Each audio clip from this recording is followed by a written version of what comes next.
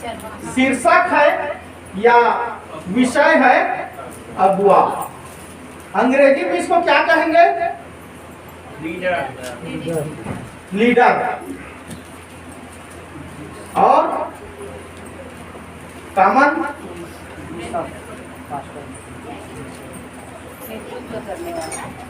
हाँ बोलिए ना, नेतृत्व करने वाला हिंदी में हो गया है ना।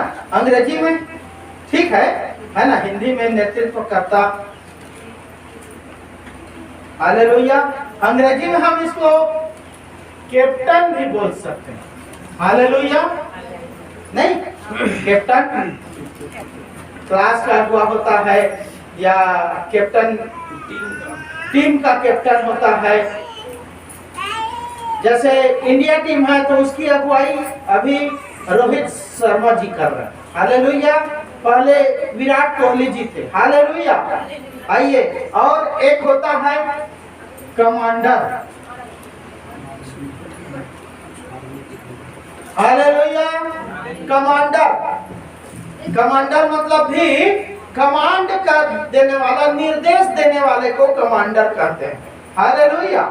तो ये अलग अलग शब्द अलग अलग डिपार्टमेंट में, अलग अलग क्षेत्र में लागू होता है। हालेलुया। अगुआ का ओवरऑल अंग्रेजी में देखा जाए तो लीडर होता है। ठीक है, नेतृत्व करने वाला होता है, नेतृत्व करता होता है।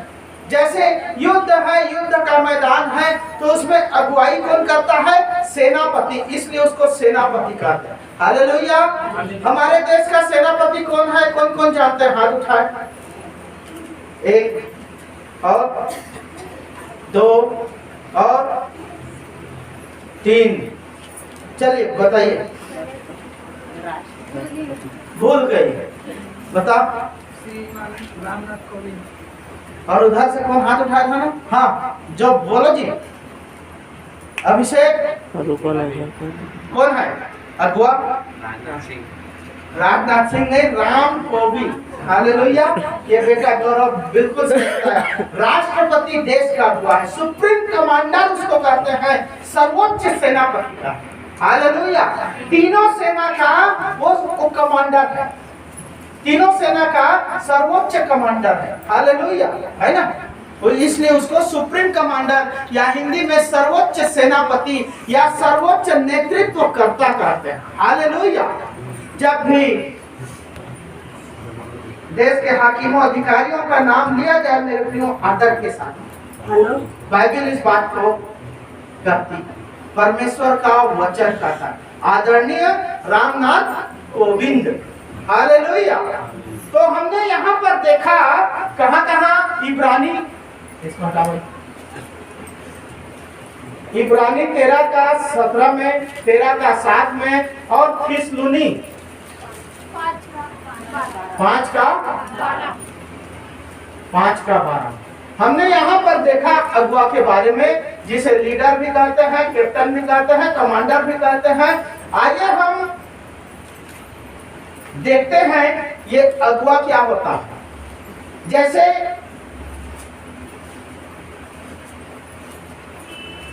एक घर में मुखिया होता है ना, एक परिवार में कोई ना कोई मुखिया होता। एक गांव, एक वार्ड में कोई ना कोई मुखिया, एक गांव में कोई ना कोई मुखिया,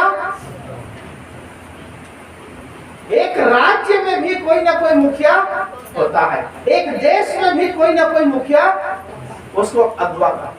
उसी प्रकार मेरे प्रियो आपने सांसारिक चीजों में देखा, सांसारिक बातों में देखा, आत्मिक बातों में हम देखते हैं।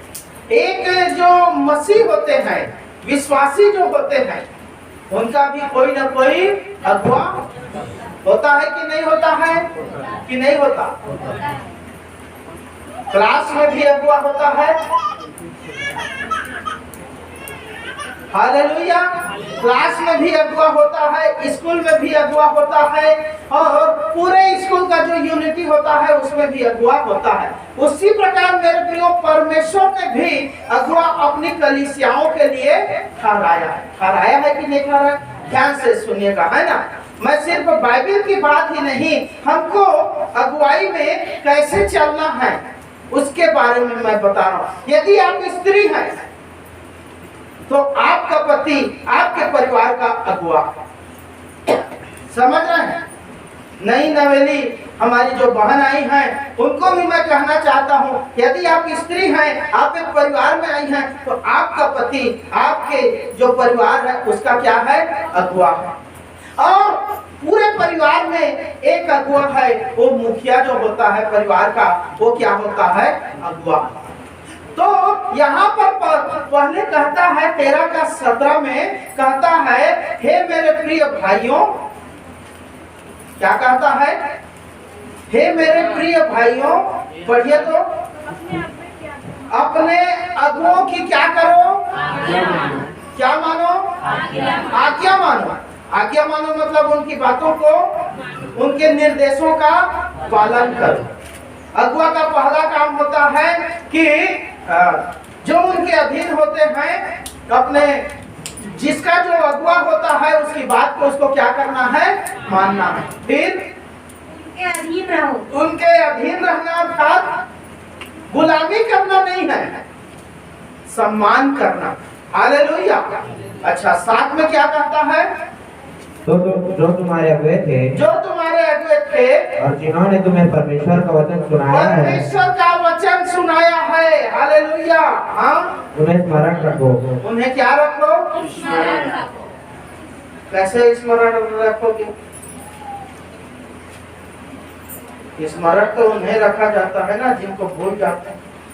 हालेलुया। ये फिल्मी डायलॉग हो सकता है। स्मरण रखना अर्थात बहुत और गहराई की बात है, अर्थात उनका सम्मान जो है औरों से ज्यादा उसका सम्मान करो। ठीक। और हाँ, पहला थिस्सलुनी और 5:12 में क्या है? देखिए, तो पहले तो कहा अधीन रहो, आज्ञा मानो, स्मरण रखो, और हे भाइयों, हम तुमसे विनती करते हैं कि जो तुम में परिश्रम करते हैं, जो मेहनत करते हैं, तुम्हारे लिए जो घुटने टेकते हैं, तुम्हारी आत्मिक उन्नति के लिए, तुम्हारे जीवन को खुशी और आनंद देने के लिए जो मेहनत करते हैं, जो तुम्हें वचन सुनाते हैं, जो तुम्हें कई प्रकार से मेहनत कर करके तुम्हारे लिए आशीष को परमेश्वर से मांगते हैं। हाँ, और प्रभु में तुम्हारे अगुए हैं, और प्रभु यीशु मसीह में तुम्हारे अगुए हैं। हालेलुया। आपके अगुए हैं। कौन है आपका अगुआ? हालेलुया। बताऊंगा और कौन है। हालेलुया। जो तुम्हारे अगुए हैं और जो तुम्हारे लिए मेहनत करते हैं, हाँ, उनका सम्मान करो। उनका क्या करो? आदर करो। हालेलुया। रोज बुलाओ, फूल माला पहनाओ। ऐसा वाला सम्मान इधर से होता। हालेलुया। एक गजल भी है, हाथ मिलाए और दिल नहीं मिला तो क्या मतलब कहा?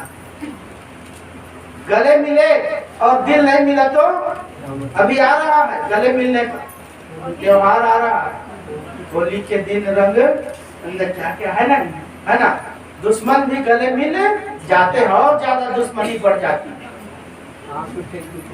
समझ रहे हैं? हाँ, काट के फेंक देते हैं, उस दिन दुश्मनी निकालते हैं लोग, इसलिए होली मनाते हैं। इस उद्देश्य से होली का त्योहार को नहीं शुरू किया गया था। दशहरे के त्योहार को रावण का पुतला मारने के लिए नहीं, और अंदर में शराब का रावण है, और गाली गलौज का रावण है, झूठ का रावण है, हर प्रकार का रावण है। इसको ये रावण और दिन प्रतिदिन बड़ा होते जा रहा है, अंदर वाला रावण। और बाहर वाले रावण को क्या करते हैं? बेजान पुतले को जाके घींचो घींचो गोली मार के आ जाते हैं। हालेलुया। ऐसा उद्देश्य नहीं है। होली खेलने का उद्देश्य वो है जो अंदर में किसी के लिए कड़वाहट है, दुश्मनी है, मतभेद है, विचारों का अंतर है, तो हमको क्या कर लेना है? उसको छोड़ देना है। सामने वाले के लिए दुश्मनी को छोड़ के गले लगा लेना, ये है होली। लेकिन ऐसा बहुत कम देखने को मिलता है। यीशु मसीह ऐसा नहीं चाहता। यहाँ पर कहता है जो तुम्हारे अगुए हैं उनका क्या करो? सम्मान करो। पहला सम्मान करो, इज्जत दो, और और उनके काम के कारण और वो जो मेहनत करते हैं उसके कारण प्रेम के साथ उनको बहुत ही आदर के योग्य समझो। आदर के योग्य समझो। हो गया ना? हालेलुया। और है क्या? आपस में मेल मिलाप करो। हालेलुया। तो मेरे प्रियो, अगुए के बारे में आपने जाना, ये तो सांसारिक अगुआ के बारे में कहा जो संसार में है, और वो आपका पास्टर हो सकता है। हालेलुया। जो आत्मिक अगुआ है वो आपका पास्टर, ठीक है। लेकिन मेरे प्रियो, जीवन का अगुवाई कौन करता? यीशु मसीह। हालेलुया। कौन करता है? एक ही अगुआ है। 32 का 8 को निकालिए तो अय्यूब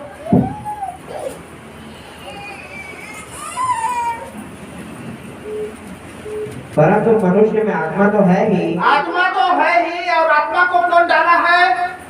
यीशु मसीह ने, परमेश्वर पिता ने। ध्यान से सुनिए, है ना? थोड़ी देर बस, उसके बाद में हम भोजन में भी जाएंगे। आप चिंता ना करें, यदि आप भूखे हैं तो भी से कोई बात नहीं। भूखे पेट में ज्यादा प्रभु का वचन अंदर तक जाता है। हाँ, सर्वशक्तिमान में आत्मा तो है, मनुष्य में आत्मा तो है ही। सर्वशक्तिमान की दी हुई सांस, सर्वशक्तिमान की दी हुई सांस जो उन्हें समझने की शक्ति देता है। हालेलुया। और 33 का 4 को पढ़ दो बेटा। मुझे परमेश्वर की आत्मा ने बनाया है। मुझे किसने बनाया है? मनुष्य को किसने बनाया है? परमेश्वर की। हालेलुया। हालेलुया। किसने बनाया है? परमेश्वर की आत्मा ने बनाया है। आदम को परमेश्वर ने मिट्टी से तो बनाया, लेकिन जब तक सांस नहीं फूंका था तब तक जिंदा था क्या? हालेलुया।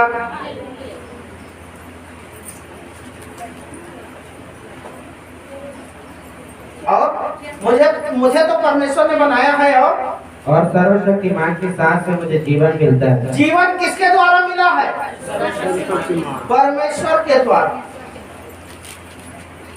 आपका नाम, मैं आपको एक जनरल स्टडी, जनरल ज्ञान पूछ रहा हूं।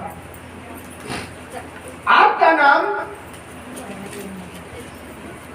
आपके शरीर का नाम है कि आपकी आत्मा का नाम?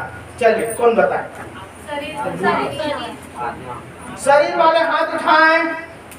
चलिए ना, शरीर, ठीक। उठाइए उठाइए उठाइए, निसंकोच उठाइए। 3 4 5 6, ये शरीर का नाम, ठीक। आत्मा वाले हाथ उठाएं। आपकी आत्मा का नाम है, ऐसा करने वाले बाकी कंफ्यूज है दोनों। जो कहते पास्टर साहब ते कहे तोरे सही, ऐसे करके, ऐसा है क्या? हालेलुया। बाकी लोग ना इधर ना उधर, है ना? जिधर ज्यादा हुआ उधर हम उसने सोचा तो है, ऐसे करके। हालेलुया। चलिए, कोई बात, ठीक। जैसे मैं पास्टर हूँ, ठीक है। सपोज आप कल्पना करो मैं मर गया, ठीक है, और मैं यहाँ पर लेटा हुआ हूँ। मैं क्या लेटा हूँ? मेरी लाश है यहाँ पर, ठीक है, शव है। दूसरे का उदाहरण नहीं दूंगा भाई। मैं मर गया और मैं यहाँ पर लेटा हुआ। हालेलुया। आप बोलोगे ए पास्टर उठना, ए पास्टर उठना, ए पास्टर उठना, ऐसा करके कोई रोएंगे भी, एक आंसू बहाएंगे भी, ऐसा मैं समझता हूँ। हालेलुया। आप लोग प्रेम करते हैं तो हो सकता है कि रोएंगे। हमारी बहनें ज्यादा करके रोएंगी, है ना? पुरुष लोग कम रोएंगे। हालेलुया। तो मुझे उठ जाना चाहिए। यदि शरीर का नाम हो, यहाँ पर क्या लेटा हुआ है? शरीर ना, बॉडी ना। हालेलुया। मेरा शरीर जो है लेटा हुआ है, और आत्मा कहाँ चला गया? निकल लिया, है ना? टिकट कटाया ऊपर का और चला गया। हालेलुया। समझ रहे हैं मेरी बात को? आप बोल रहे पास्टर उठना उठना, नहीं भी उठाना, लात से मारे तो भी नहीं उठा। हालेलुया। क्या नहीं उठ रहा है? शरीर नहीं उठ रहा है। हालेलुया।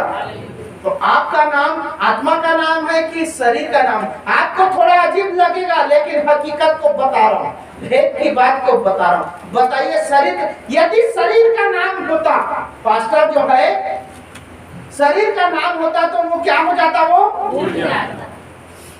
शरीर का नाम नहीं है इसलिए वो हालेलुया। क्यों नहीं समझे? हालेलुया।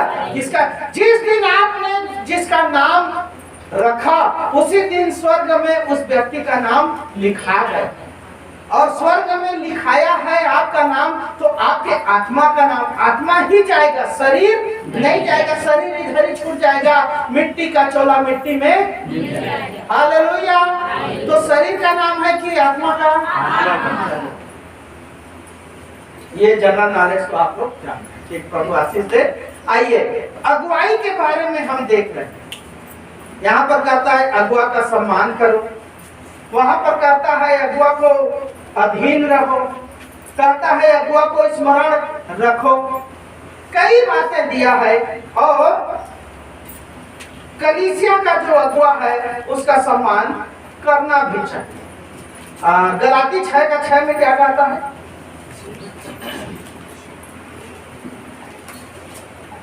जो वचन की शिक्षा पाता है वह सब अच्छी वस्तुओं में सिखाने वाले को भागी करे। सिखाने वाले को अच्छी अच्छी वस्तुओं में क्या करे?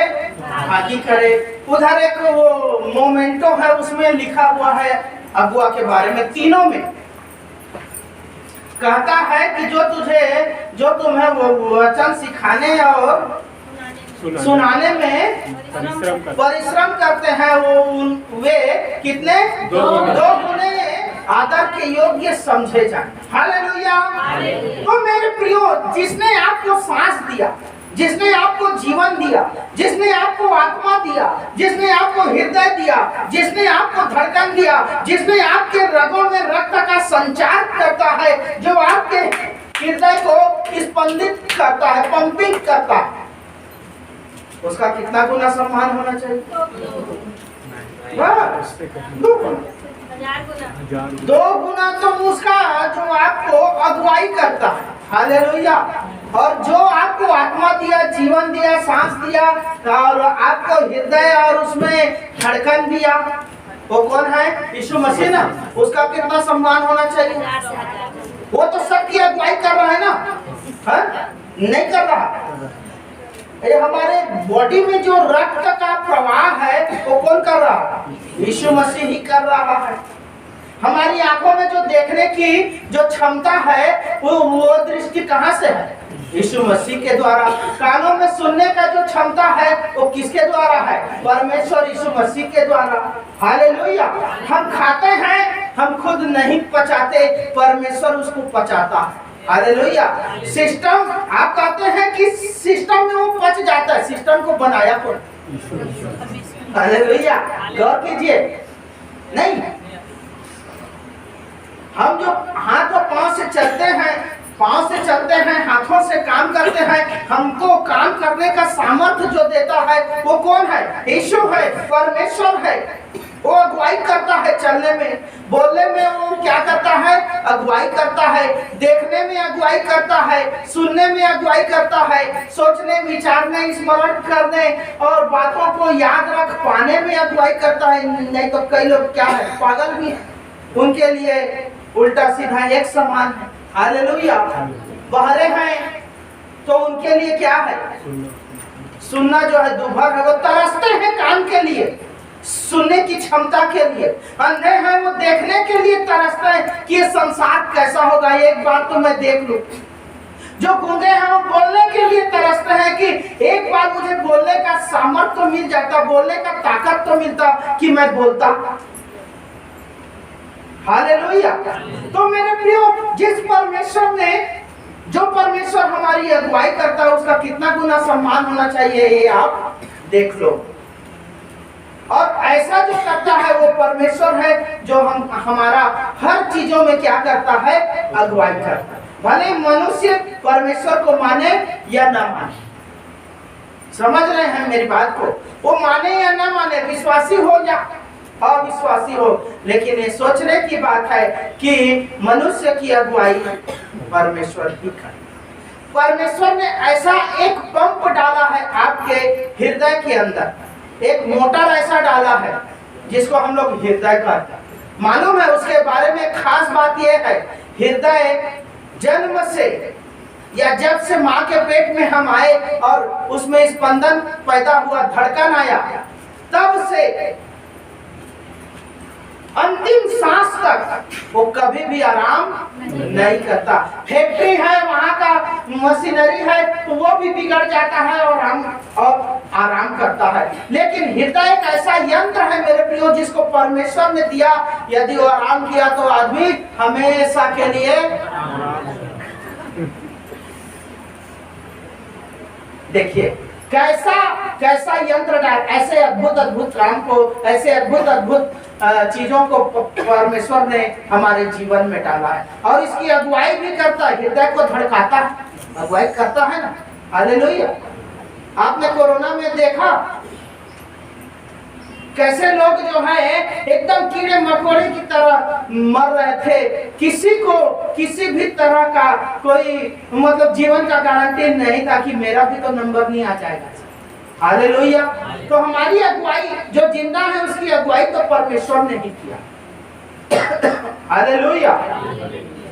तो मेरे प्रियो, अगुआ परमेश्वर किस व्यक्ति का अगुआ बन सकता है? चलिए ठीक है, परमेश्वर जीवन को चलाता है, धड़कन को चलाता है, लेकिन परमेश्वर किस व्यक्ति से ज्यादा प्रेम करता है और उसके जीवन की अगुवाई करना चाहता है? जो आज्ञाओं को मानता है और जो प्रभु का भय मानता है। बिल्कुल सही। और चलिए, कौन अगुवाई करता है? पहला पॉइंट है, कौन अगुवाई करता है? किसकी अगुवाई करता है? परमेश्वर किसकी अगुवाई करता है? किसकी अगुवाई करता है? किसकी अगुवाई होती है या करता है? हालेलुया। पहला है,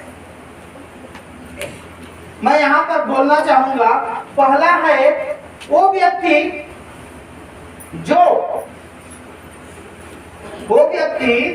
जो कैसे चलता है।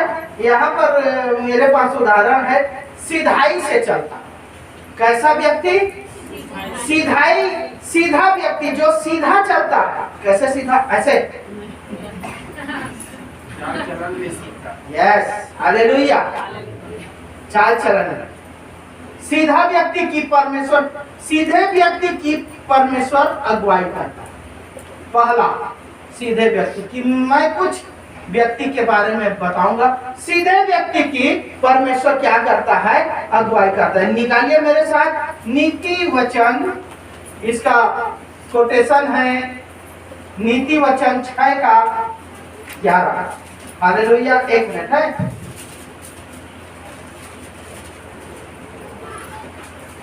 ग्यारह का 3, सॉरी, नीति वचन 11:3। सीधे लोग अपनी खराई से अगुवाई पाते हैं। देखिए यहाँ पर कहता है कौन? सीधा व्यक्ति अपनी खराई से क्या पा जाता है? हालेलुया। सीधा व्यक्ति खराई से चलता है, इसलिए वो क्या पाता है? किससे पाता है? परमेश्वर से। यदि आपको परमेश्वर से अगुवाई चाहिए, आप चाहते हैं कि आप अपने जीवन को अपने हिसाब से नहीं, परमेश्वर के हिसाब से जिएंगे, आप चाहते हैं कि आपका जीवन खरा रहे, मजबूत रहे, आप लंबी उम्र तक जिए और आप आशीषित रहें, आनंदित रहें, तो आपको क्या बनना पड़ेगा? सीधा बनना पड़ेगा। हालेलुया। किसकी अगुवाई होती है? इसको ना एक नंबर नहीं, एक ऐसे, है ना। और ये है पहला, सीधा व्यक्ति। सीधा व्यक्ति की परमेश्वर क्या करता है? अगुवाई करता है। इसको हमने देखा नीति वचन 11:3 से। अब इसका उदाहरण भी देख लो। आप जानते हैं यरूशलेम में एक ऐसा राजा हुआ, बाइबल से ही देख, है ना। उदाहरण तो बहुत सारे हैं, जो इजराइल और यहूदा दोनों को मिला के राज्य किया, और एक दिन उसको शत्रु की सेना ने पूरी तरह से घेर लिया। प्रभु का भय मानता था, प्रभु के रास्ते पर चलता था, वो लड़ाई भिड़ाई नहीं करना चाहता था, क्योंकि उससे बड़ा राजा आक्रमण किया था, उस पर घेर लिया था। आक्रमण अभी तक नहीं किया था। किला के चारों ओर, राज्य के चारों ओर कीड़े मकोड़ों के समान सैनिक जो है उसको घेर लिए। धमकी दिया, राजा को धमकी दिया, राजा के परमेश्वर अर्थात आपके परमेश्वर को गाली गलौज किया। तो राजा ने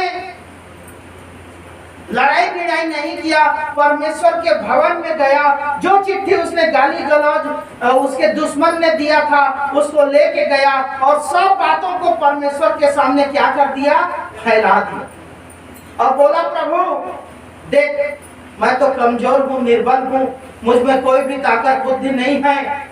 कौन है वो? राजा है, उसके पास अस्त्र है, शस्त्र है, धन है, दौलत है, रुपया है, पैसा है, सोना है, चांदी है। उसके बावजूद भी कहा, नहीं प्रभु, मैं लड़ाई नहीं, मैं शांति को चाहता हूँ, मुझे लड़ना ना पड़े, क्योंकि लड़ाई में कभी भी किसी का भला नहीं हुआ है, निर्दोष लोग मारे जाते हैं दो राजा की लड़ाई।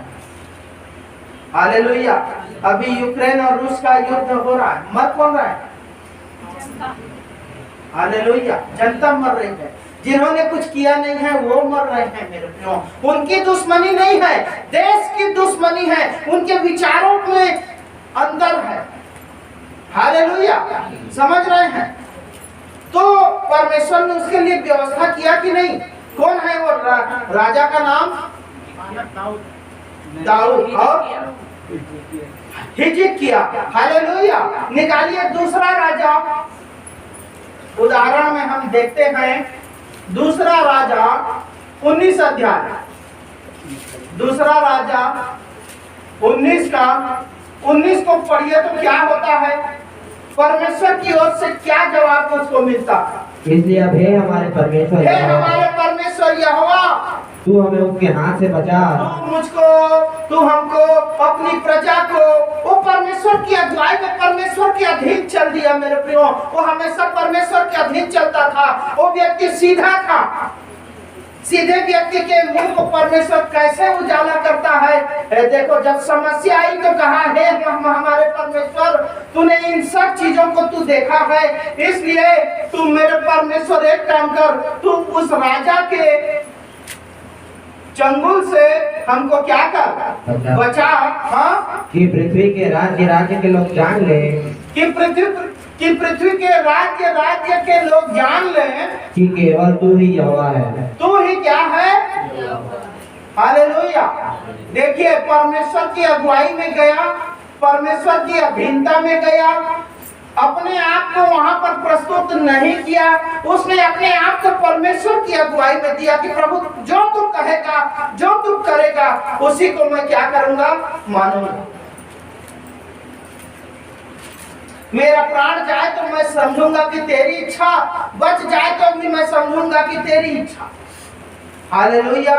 और जो परमेश्वर की अगुवाई में जाता है मेरे प्रियो, परमेश्वर उसके दुश्मनों के साथ में कैसा व्यवहार करता है, अब मैं आपको बताने जा रहा हूँ। 35 इसी का 35, दूसरा राजा 19 का 35। उसी रात में क्या हुआ, हाँ, कि यहोवा के दूत ने निकलकर, यहोवा के स्वर्गदूत ने निकलकर, कहाँ से निकलकर? स्वर्ग से आकर, स्वर्ग से निकलकर, हाँ, अशूरियों की छावनी में, अशूरियों की छावनी में 1,85,000 पुरुषों को मारा। सैनिकों को, कितने लोगों को?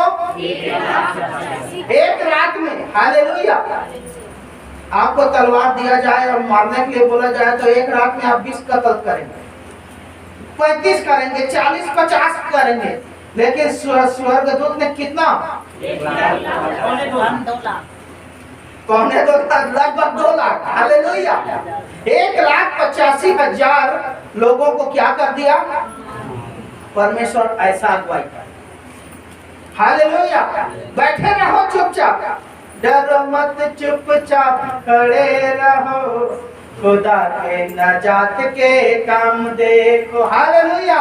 मूसा को बोला, मूसा घबराने की जरूरत नहीं है, इजराइलियों को बोल न घबराए, पीछे कौन है? फिरौन की सेना आ रही है मारने के लिए, काटने के लिए। और आगे क्या है?